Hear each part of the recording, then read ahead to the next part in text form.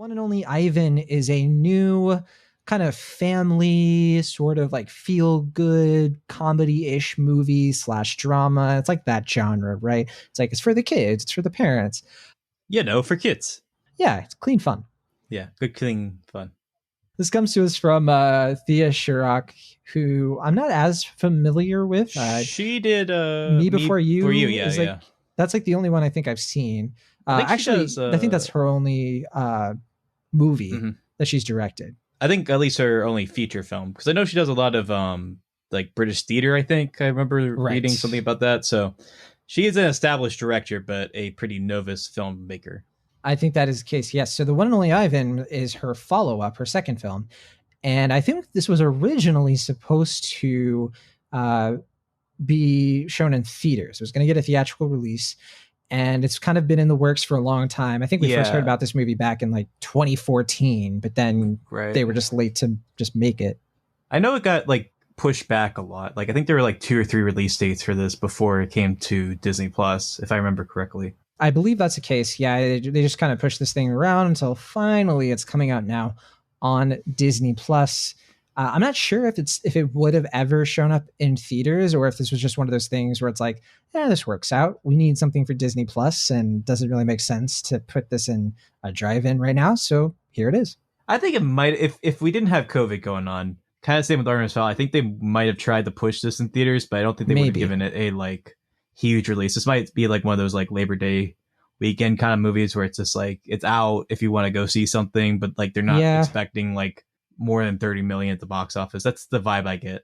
Disney does like to release like kind of smaller, quieter August films, right? Like Queen of Katwe was one of those movies, and Pete's Dragon. Like they come out with some kind of like smaller sort of family thing where they don't really know what to do with it marketing wise, and they're just hoping that enough people see it to pay back the budget. And here it is in the last part of August. It's one of the last films of the summer. Now, the screenplay is from Mike White, who also voices one of the characters.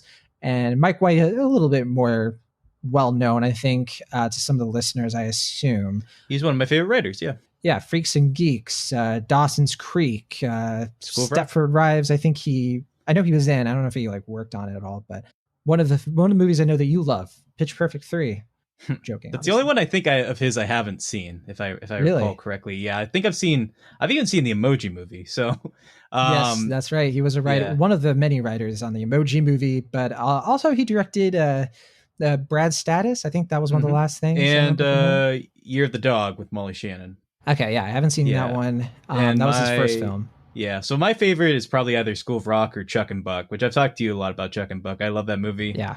Not for everybody, but if you really like a kind of weird indie dark comedy, that's definitely one to check out. And he gives a great performance in that. Now, this new movie, The One and Only Ivan, is about a group of zoo animals who they perform in kind of a small miniature circus that is inside of a mall, like a shopping mall called the Big Top Mall. And our main character is a silverback gorilla who he and the animals can talk to each other, but the humans can't understand them. It's that kind of movie, right? And the ringleader of the entire circus is named Mac. He's played by Bryan Cranston. And he and Ivan have been like kind of performing together for a long, long, long time. Ivan is voiced by Sam Rockwell. And at the beginning of the movie, we sort of get introduced to all the other animals, and they're all kind of voiced by different creatures. I got a real kick out of like the elephant being the voice of Angelina Jolie. I got like Kung Fu Panda vibes a little bit. And we have a chicken character played by Chaka Khan for some reason. And we have this cast as well. So we just got to go through it. Yeah. Well, because it's so random to me. But okay, so there's a stray dog named Bob, played by Danny DeVito, a poodle played by Helen Mirren. There is a baby elephant voiced by Brooklyn Prince, and then a white rabbit voiced by Ron Funches, who is I'm very curious to hear what you have to say about him in this. And then Vilta Sue voices a parrot. Is it Funches? I thought it was Funches. I could be wrong. I mean, you're asking. Sure. You're asking me. I mean, I'm never good with the names, but yeah, I don't know for sure. But then also we mentioned Mike White, who voices the seal, and a few other actors in this as well. But those are the big ones. So the storyline is that Ivan is kind of like the headliner of this circus. This is based on not only I believe it's based on both a book and also a real life story that was turned into a book, if I'm not mistaken. Well, yeah. And the whole idea is that like Ivan is kind of like even though he has this like exterior of like he has to roar and be mean, and that's what gets people to come in through the door, he's actually really sensitive and he likes to draw and he has like a softer side and not everybody sees it. And events transpire from there. Now, I should also say this movie kind of takes place in like, it seems like the late 80s, early 90s, somewhere around then. It's a period piece in a lot of ways. They don't explicitly say it, but you can really tell that it's kind of a different era. But all right, one and only Ivan, what did you think of this Disney Plus movie, Will? Yeah, I mean, well, I just checked. There was one other Mike White movie I haven't seen. It was Dead Man on Campus. That was his first film. But I've seen everything else, just to clarify, including Enlightened, which is a show I love on HBO. But anyway, to answer your question, yeah, this movie, I didn't really know what to expect going in because, like we said, from all the delays and just like the kind of Disney just dragging their feet throughout the release process for this, I was like, is this bad? Is this like, so is there something they want to hold off with this? And I think it was just because it was just a smaller film that they didn't really know if they could make their money back or not, I'm guessing. Because it's actually a pretty charming, sweet little movie. I mean, it's not something you haven't seen before. Like a lot of the beats are very familiar. The story itself is certainly kind of following a formula you've seen for a lot of these family movies, especially ones that are based on like animals being in captivity. It does follow a lot of those tropes in a lot of those familiar formats. But the performances themselves are really quite good. I mean, I definitely think this is some of the best use of Bryan Cranston's talents that I've seen since Breaking Bad. I mean, a lot of his recent film works have been kind of pressing too hard for the hammy side of him, and I think this movie, it kind of had him play that up a little bit for the character, but it also showed his more sensitive, sweet side in a way that I liked a lot. And I also really enjoyed Sam Rockwell's performance as well as Brooklyn Prince, certainly more so than The Turning, which was a pretty disappointing film for Brooklyn Prince as far as a follow-up to the Florida Project. But yeah, I mean, it's not one that I'm going to be like remarking upon as the years pass or like, oh yeah, like being wistful about this film. But for the time being, as a lazy Sunday movie, I thought it was quite charming.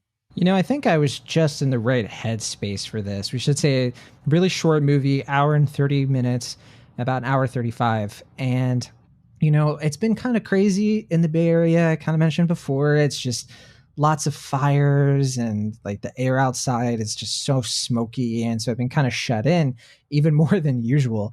And so this morning, I just kind of was like, all right, time to watch this one and only Ivan, which I didn't really know much about the story. I just kind of knew the voice cast and some of the stuff we had talked about last week. And this movie kept my attention and it just kind of made me feel good right now at a time when I really needed it. So I agree. I think this thing is pretty charming.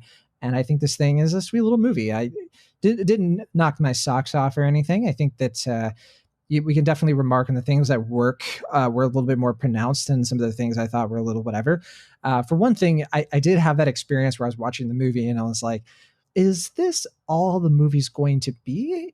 But then it kind of surprises you. It goes back and forth. See, I had that reaction, but I was like, I'm glad. Like, it's just going to be this. Like, that's cool. Yeah. Like, I kind of like that it's not busy and it's not like frantic like a lot of family movies are right now, where it's like trying too hard to like do pop culture references on this. There's like an extended fart joke, but other than that, it's a pretty kind of timeless film. Like, they don't even really make it so it's like any particular year. Like, they show like the newspaper pretty prominently and like the news in a way that kind of gives it an old fashioned feel in a good way, I felt. But yeah, you're right. Well, I think what you're trying to say is this is this year's Joker, right? Okay. That's I'm sure they'd be really interested to hear that comparison. That the filmmakers, I mean. I can't wait to see the pull quote for that. Yeah, on this year's Joker. Cinemaholics, yeah. With Ivan's smiling face on the poster. But it's like the finger paint. Mm-hmm. Yeah. Just throwing that white stuff on his face. And I mean, yeah. I really enjoyed this. It's just a sweet little unassuming, contained movie. I also, Sam Rockwell and Brooklyn Prince, you know, we've gotten so used to Sam Rockwell being these really annoying, like racist characters. It was kind of nice just seeing him be like kind of more of the mentor, loner kind of character we've seen in things like Way Back. And then also it's always great to see or hear Brooklyn Prince, you know, who really impressed us with Florida Project. And I think she's been in like a few things here and there since, but nothing that's been, I think, nearly as beloved as Florida Project. Yeah, I think I've only seen The Turning. That's the only thing I can remember off the top of my head that I've seen her in after the Florida Project. There's like one or two other things, yeah, that escape me that she's been a part of. But yeah, I can't say that she's somebody who we've seen her best work already. I think she's just one of the up and comers, period. But yeah, also Angelina Jolie produced this, and I think that like she and DeVito, I don't know, there was something I think a little bit weird about those characters, and I wish there were times when I wish like some of the characters got more and other characters got less. Like we go through like an extended part of the movie where we barely see any of the other animals, and we spend most of like the vast majority of our time with the dog, the gorilla, and the elephant. And I was like, okay, well, you have this really funny rabbit like right there who just loves being in a fire truck, and it's like the cutest thing. And Ron, I think you said Funchies. He just, Funches, yeah. I don't know, he really owns that like persona. I don't know. I thought Murphy the rabbit was very cute. Yeah, no, I thought it was a good character. I just didn't really think there was as much there. I think they handled it well because I don't know if there's really a lot there. Probably. As far as like, I mean, I think it's kind of like a one joke premise. And it's like same with like the chicken and the others. Like I think.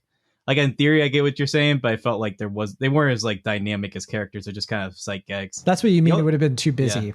Yeah, that's what I mean. So it would have been like Doolittle all over again. I just don't think it would have worked. We do have like a cute kid and her dad, and there's some problems at home, and like typical family kids movie drama stuff.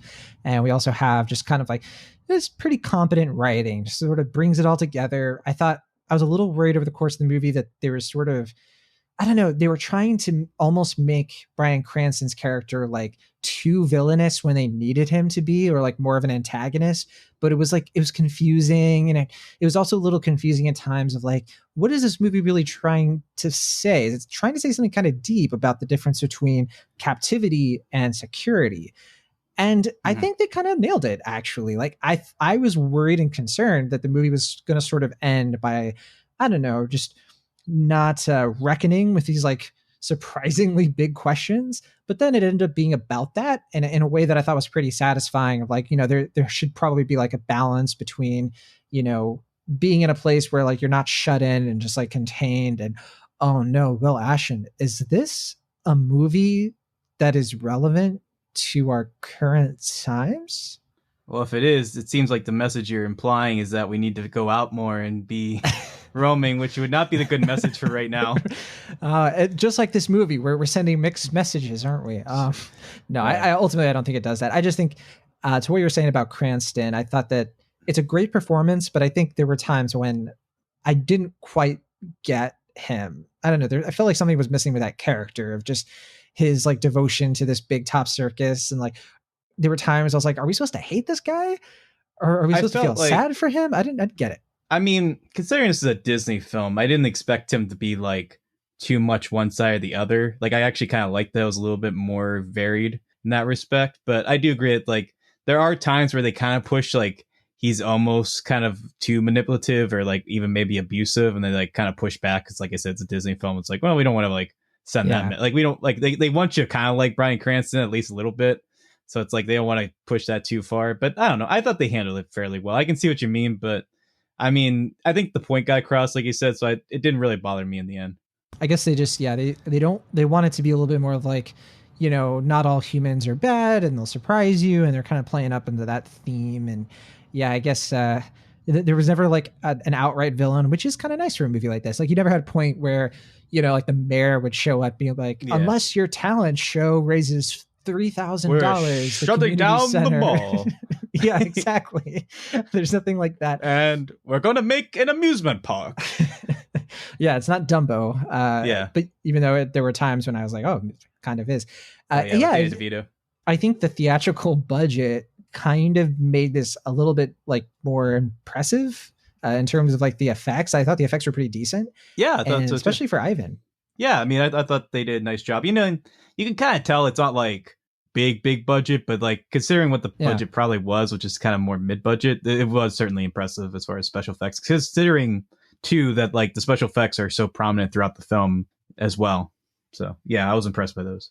Yeah, agreed. I was actually really surprised, to be honest, that I was reading some of the other reviews after I watched this, and I was like, oh, this is kind of sweet. It's not Paddington, but it's a fun little kids movie. And I saw a lot of negative reviews. I saw a lot of people just being like, this is tedious, and this is boring and Hmm. lame, and it didn't keep my attention. And I don't know. I don't really see where those reviews are coming from. I was very Yeah. curious to read them. I guess I got something out of this that, and it sounds like you did too, to an extent, that I guess other people just weren't. I think kids will like this. I think it's good. Yeah, no, I agree. I mean, I thought that yeah, my only real complaint is that it's just kind of formulaic as far as its approach, but Sure.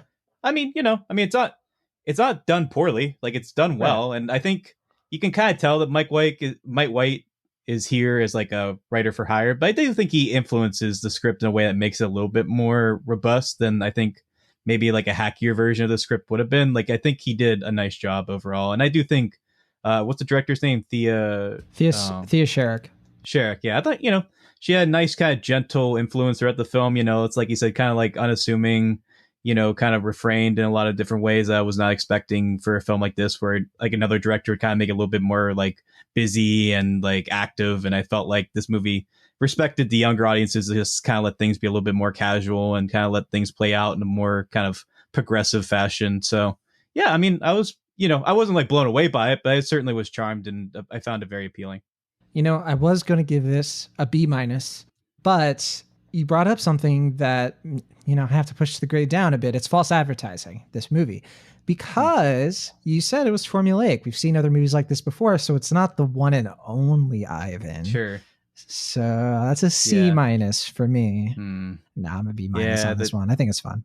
I do think, that Neil deGrasse Tyson should have came in and been like, there's also Ivan the Terrible, Ivan Drago, Ivan Reitman, just something that would have clarified that, like, he's not the one and only Ivan, something that would have made things a little bit clearer in that respect. But no, I certainly found it very appealing. I would give it a B minus myself. I thought, it won't be something I'm going to like I said before, remark upon like years from now and being like, oh, like that was a real like high mark for Disney. It's like a real solid kind of like B level effort where I can kind of see like they probably didn't have their hopes up just because it's like we said, kind of smaller and like not as busy as these other films. So maybe they just thought like kids might have been bored by it or just not as interested as they might have been, which is a shame because I think like you were saying, like it has a little bit more trust and faith in its younger audiences to kind of have something that's a little bit more reserved and kind of more patient and kind of like letting things play out in a fairly sweet unassuming fashion. So, I'd like to see more kids films like this. I think it's nice and charming and,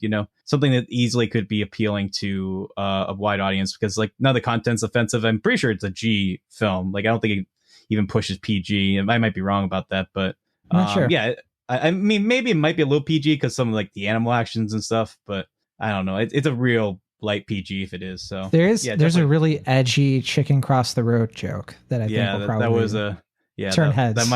That might offend a few audiences in the certain regions. So, all right. Well, this heartwarming little flick is B minus for me, B minus for Will.